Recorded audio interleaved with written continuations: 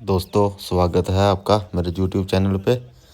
तो जैसा कि आप देख पा रहे हैं कि इतनी अच्छी ज़मीन फार्मर ने लेवल करी हुई है। ये हम गए थे हरिया चक में, जो मडीन ब्लॉक में पड़ता है, डिस्ट्रिक्ट कठुआ में पड़ता है। तो ये एरिया जो है, जो पंचायत है वे मेरे पास पड़ती है, इसको मैं कवर करता हूँ।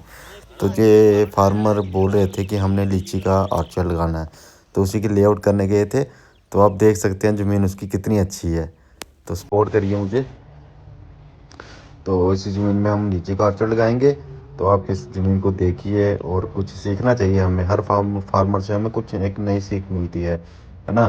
तो इसके साथ अभी मैं कुछ साथ में फ़ोटोज अटैच कर रहा हूँ लेआउट के, जो हम करते हैं। यही हमारा काम है, हमारी ड्यूटी है।